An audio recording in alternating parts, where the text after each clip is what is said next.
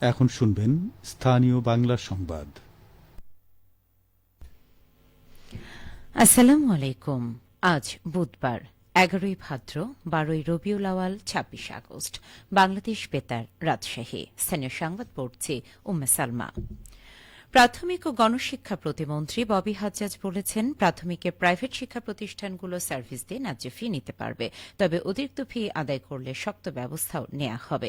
গতকাল রাজশাহীতে পিটিআই সভাকক্ষে প্রাথমিক শিক্ষার রূপান্তর ও কর্মপরিকল্পনা নিয়ে দিনব্যাপী কর্মশালা শেষে সাংবাদিকদের এসব কথা বলেন তিনি। এ সময় প্রতিমন্ত্রী আরও বলেন, প্রাথমিক শিক্ষার নতুন নীতিমালা তৈরি করা হচ্ছে। এতে সরকারি বেসরকারি সকল প্রাথমিক শিক্ষা প্রতিষ্ঠান শিক্ষার মানোন্নয়নকে গুরুত্ব দেওয়া হবে। শিক্ষকদের জন্য খাত সংশ্লিষ্টদের পে স্কেল তৈরির কাজ চলছে। তিনি জানান, প্রধানমন্ত্রীর ঘোষণা অনুযায়ী আগামী বছরের মধ্যে সকল প্রাথমিক বিদ্যালয়ের শিক্ষার্থীদের পোশাক বিনামূল্যে দেওয়া হবে। পাশাপাশি কর্মমুখী শিক্ষার জন্য তৃতীয় ভাষা শিক্ষারও ব্যবস্থা করা হবে। প্রাথমিক শিক্ষা অধিদপ্তরের রাজশাহী বিভাগীয় উপপরিচালক আব্দুস সালামের সভাপতিত্বে কর্মশালায় আরও উপস্থিত ছিলেন প্রাথমিক শিক্ষা অধিদপ্তরের পরিচালক শহীদুল ইসলাম ও অতিরিক্ত বিভাগীয় কমিশনার ড চিত্রলেখা নাজনীন। দিনব্যাপী এ কর্মশালায় রাজশাহী বিভাগের 8 জেলা ও উপজেলায় কর্মরত প্রাথমিক শিক্ষা অধিদপ্তরের কর্মকর্তারা অংশ নেন।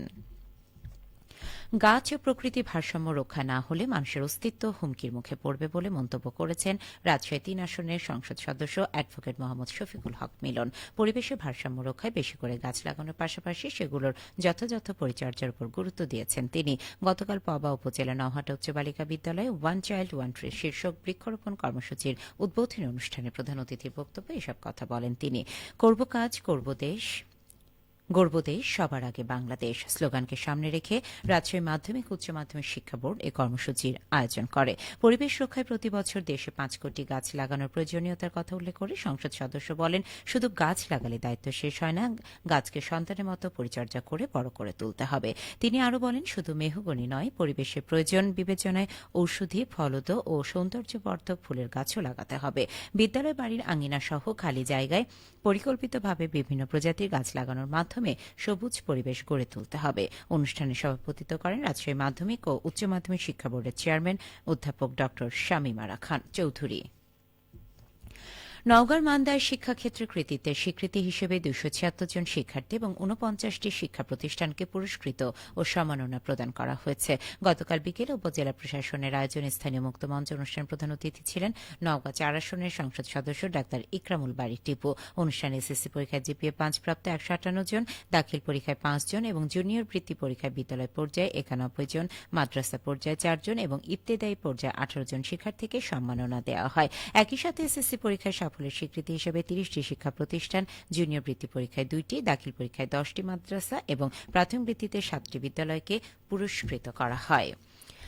সিরাজগঞ্জের কাজীপুর উপজেলা স্বাস্থ্য কমপ্লেক্স ব্যবস্থাপনা কমিটির সভা অনুষ্ঠিত হয়েছে। গতকাল উপজেলা স্বাস্থ্য কমপ্লেক্স মিলনায়তনে সভাটি অনুষ্ঠিত হয়। সভায় সভাপতিত্ব করেন সিরাজগঞ্জ 1 কাজীপুর আসনের সংসদ সদস্য মোহাম্মদ সেলিম রেজা। সভাপতি বক্তব্যে তিনি বলেন, যমুনা নদী চরাঞ্চল অধ্যুষিত কাজীপুরে অধিকাংশ মানুষ আর্থিকভাবে অসচ্ছল, যাদের স্বাস্থ্যসেবা গ্রহণে একমাত্র স্থান উপজেলা স্বাস্থ্য কমপ্লেক্স। এখানে সেবা নিতে আসা রোগীদের সর্বোচ্চ সেবা নিশ্চিত করতে হবে।